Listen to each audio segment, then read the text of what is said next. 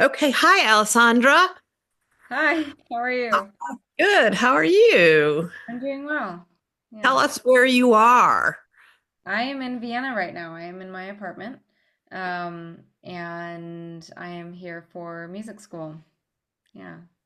Well, so this is a big change from the last time people in Newburyport might have known what you were doing. They knew you were doing all kinds of different things. So tell the story about how you came to be where you are now.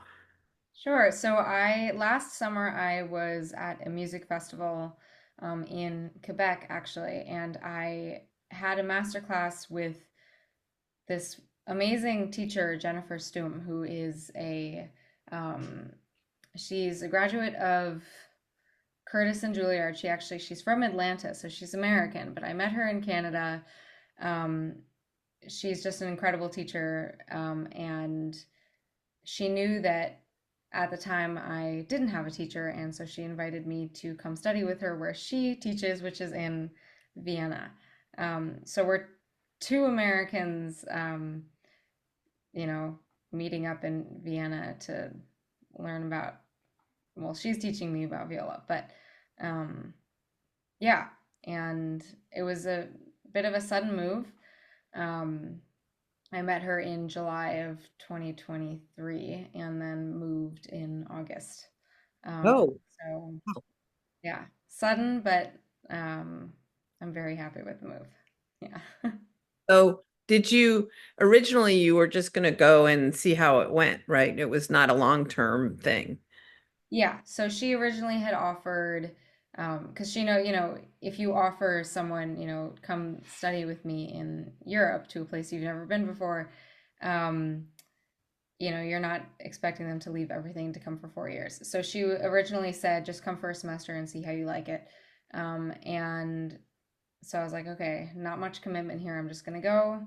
And turns out it's very cool here and cleaner and such a beautiful city and cheaper than the US. So why not? And let alone what she has to offer, right? Yeah. Well, of course. Yes. Right. So is the music, can I just put in a plug for Linzer Torts? Well, isn't that where they're from, Vienna? Is it? Wait, who? Linzer Torts, the raspberry uh well, all their Oh, pastries are amazing. Doesn't matter, would pick one, right? So yes. um I just my personal experience of Vienna was music. Isn't there a glockenspiel or something that's a public thing that sounds every so often? There are a ton. I mean, yeah. A I don't. lot of them, actually. Yeah. I was there when I was 11, so that shows you how much I know about Vienna. Not much, but all right, what I remember. But I do remember the food being very happy food. So anyway, so she invites you and you go, and here it is much more than a semester later. Yeah. About now we're coming on a year and 2 months later. So this is my third semester here. And yeah, I just realized that, I mean, after having one semester of lessons with her, I really didn't want to stop because she has incredible things to offer.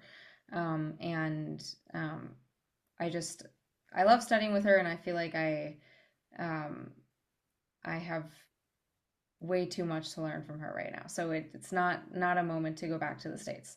And the university itself is very kind of do it yourself. I mean, it's a little bit of the European system. You have there are certain requirements that I have to fulfill by the time I graduate, but it doesn't really matter when I do them as long as I do them. Um, you have finals at the end of each semester, but you know, if you come to class is kind of up to you, you know. Oh. Um, and it's you get out of the university what you put in, um, and it's a lot less stressful and I don't know than the American system. It's kind of um, flexible to what you Yeah. want. It's like it's very flexible. So are you only doing music while you're there, or are you stepping into other? subjects at the university. What's the name of the university, by the way? Music and Arts University of the City of Vienna. Oh, okay. Yeah, so it's an arts university, so it has obviously a classical department, but also has jazz and opera and lead like song singing and stuff. And it also has acting, composition. They have like jazz composition also, and dancing. I think is that it? Did I say acting? Yeah. So it's a Oh, full, there are three main buildings. You know, there's the jazz building, there's the dance building, and and the classical building.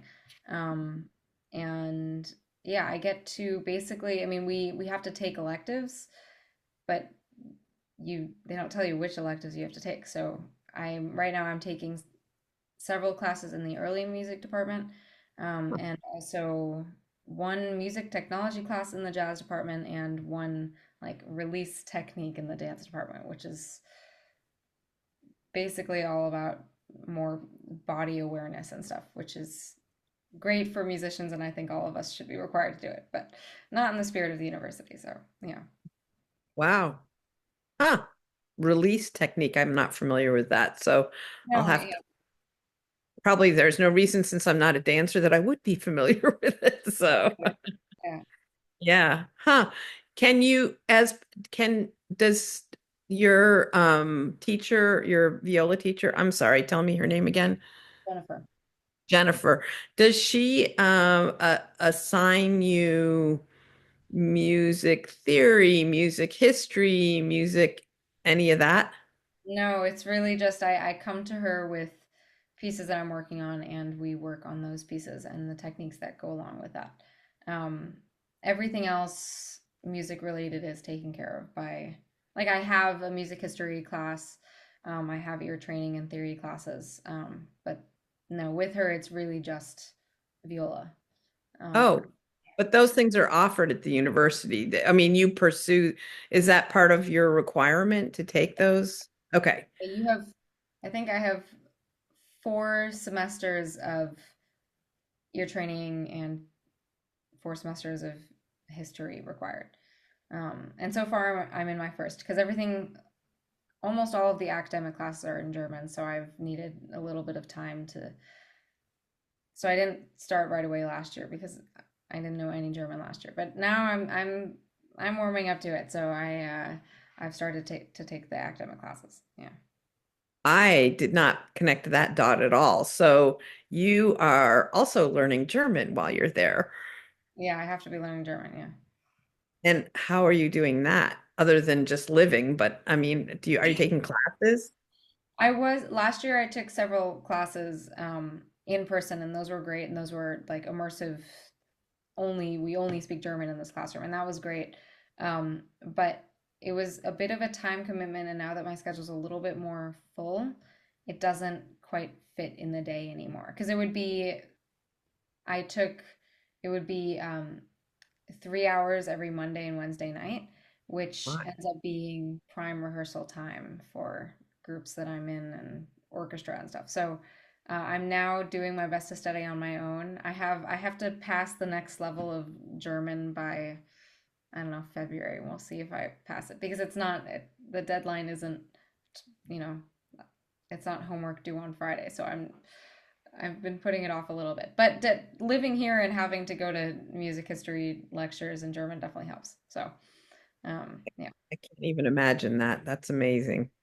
Uh, you're not just learning the language of music in a more intense way, but a completely different language in an intense way too. So, the brains of the young. It sounds great, actually, really fun. Does she teach other string instruments as well, or is she strictly viola? strictly viola. Yeah. And so what role does ensemble work play in this part of your education?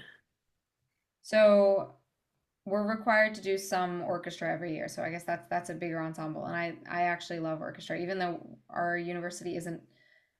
we don't have a room big enough to do orchestra in, so we always have to rent out the space that's very far away for full orchestra. But I really enjoy it because it's when I get to see all of my classmates. But other than that, I do a lot of quartets and mostly quartets and quintets because you don't need viola in a piano trio. So I don't do any of those. But um, yeah, how ensembles work at my school is you basically you make a group with people that you know and you ask a coach to be your coach and then you have lessons with them.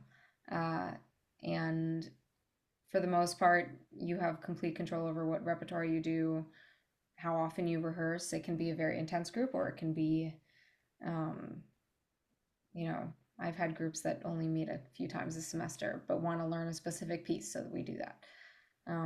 And last semester, because I wanted to catch up on some of my credits, um, I I was in 8 groups, but this semester it's back down to 2. But keep in mind, like I wasn't taking any academic classes, so this was my way to still get credit for the work I was doing without, taking a class that I didn't understand at all. But now I'm kind of Wow. doing a more normal course load. Yeah. And, and is Jennifer your coach for that, or do you have a different? Oh, that's good, I would think.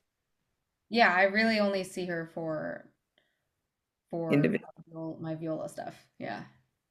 Huh. And so the whole thing I love about chamber music is I suppose it's no, it's really not true with anything other than chamber music, is that the participants in that ensemble have to come to terms with each other over how a piece is played or what piece is chosen or whatever. So, what's the language that you communicate that in?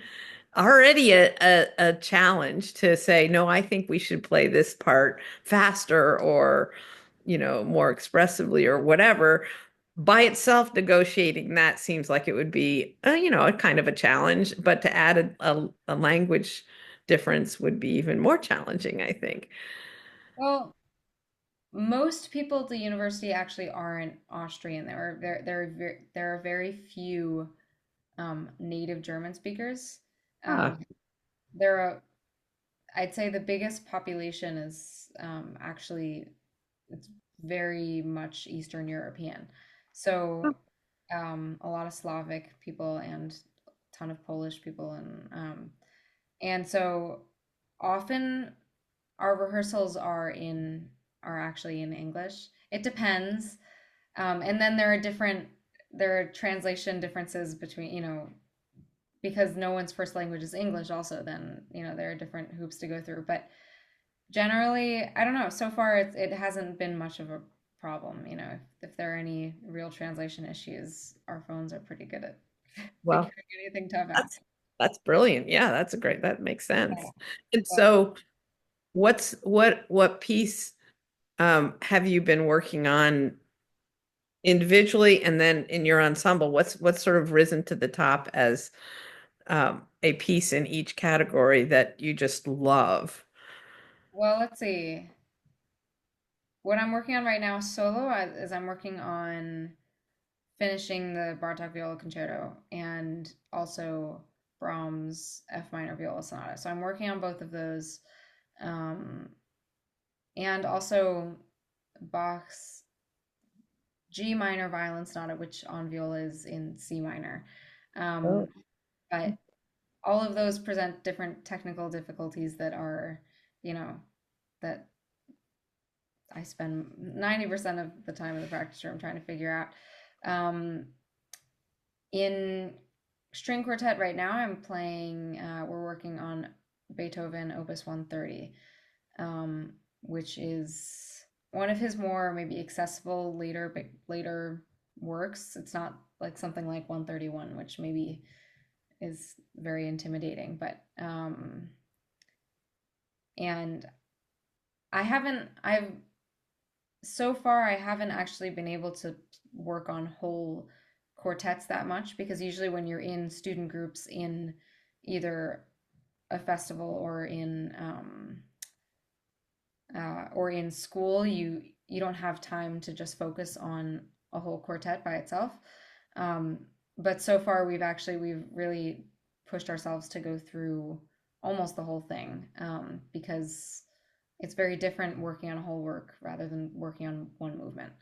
Um, and although our cellist has been away for a few weeks now, so that makes rehearsing a little bit difficult. But um, and then my last chamber group right now is a piano quartet, and we are working on some Brahms and Mozart piano quartets, which are, I don't know, we're in Vienna, so working on Mozart feels very appropriate. Perfect. Yeah.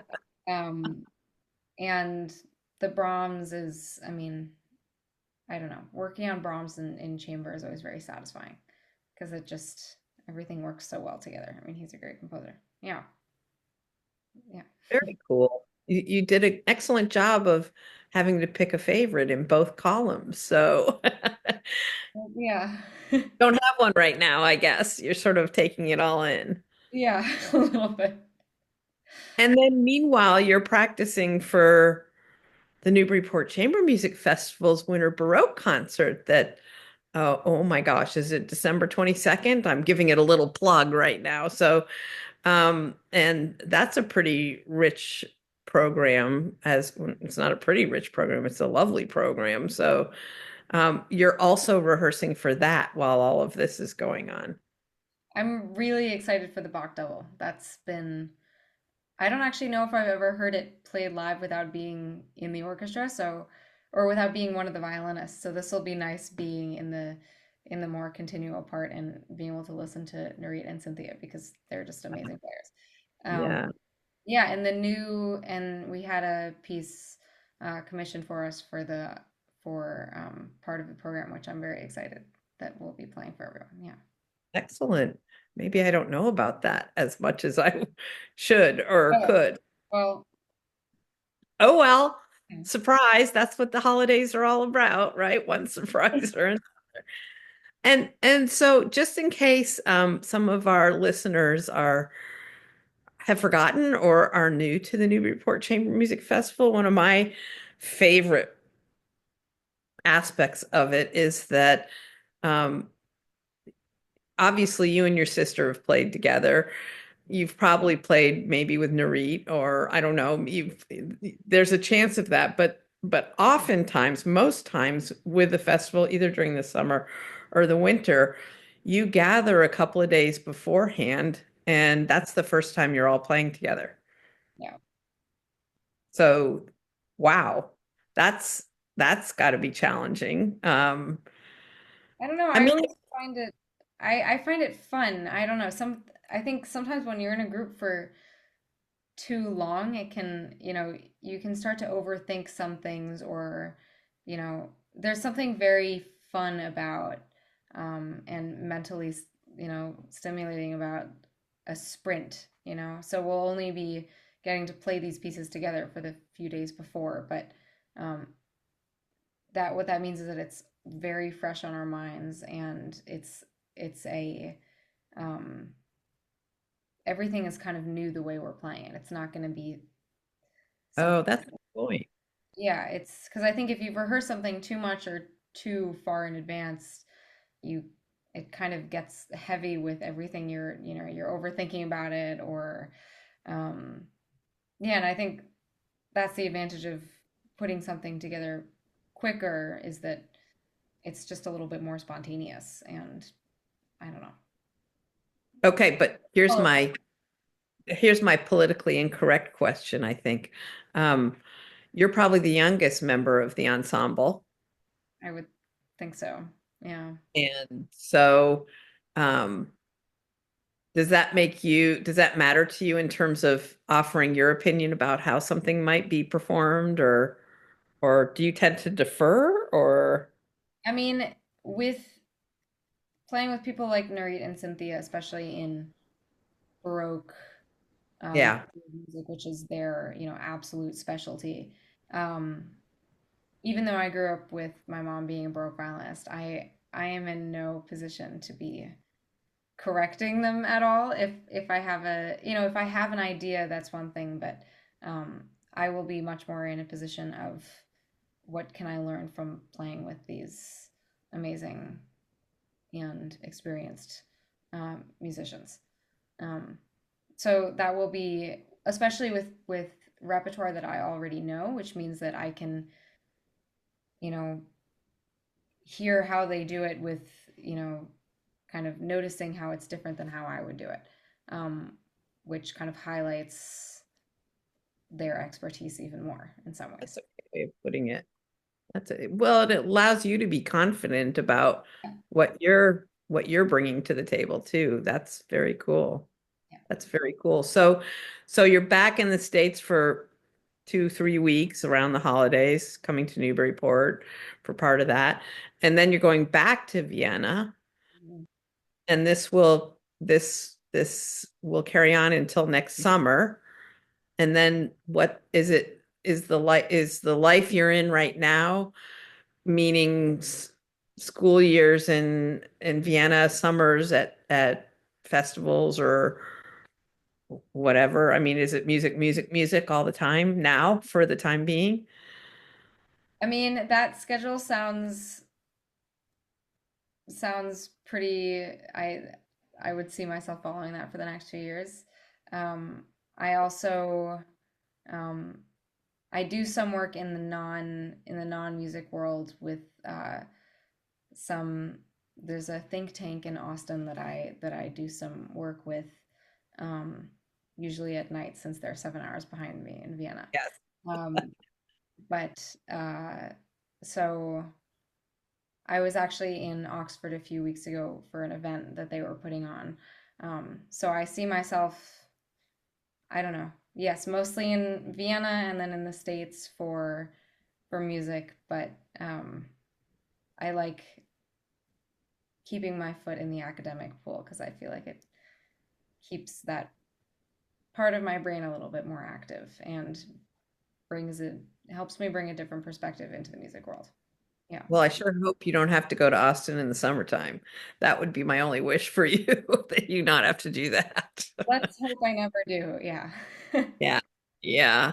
And so, you said for the next couple of years. So hopefully we who are your fans in Newburyport um will not only see you in December, but then, see what's next in terms of your repertoire and performance in the years ahead. And then the big question mark after that, which you don't need to think about because that's after that. Right, exactly. So yeah, got to live in the moment, right? And I kind of want to maybe close with a really stupid question, which is I am not familiar with solo viola work much.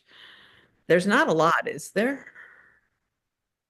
Not compared to violin, cello, or piano. More like compared to bassoon or something, maybe. You know, Okay. not too, yeah, not that much. So the sort of I can sort of imagine a concert with you down the road where you are a soloist, but I don't know what you play. So that's probably I need to put that image aside maybe and see you more in an ensemble situation. I mean, there's a lot of solo viola repertoire to go through. It's just not, yeah, it's not as well known. But there are, I mean, Hindemith wrote amazing sonatas. We have two Brahms sonatas. There are very interesting viola pieces if you ever want to go down that rabbit hole. But it's definitely less accessible than the violin stuff. I'll say that. Oh, maybe that's going to become maybe that's going to become your thing. Maybe. Yeah, Who knows? that's a We're good idea. well, I don't know. I mean, I've learned so much being associated with the Newburyport Chamber Music Festival. I mean, my bandwidth has gotten much greater in terms of understanding what's out there in terms of chamber music. So that just occurs to me is I can see you standing on a stage by yourself playing. So what the heck, you might as well. But it may not be what you end up loving. So I'm just very much looking forward to seeing you in December and then whatever comes next. And so travel safely, and I hope smoothly with no cancellations and weather hassles. Yeah. And we'll see you next month. Yeah. See you soon. Great. Bye. Thanks for your time. Bye.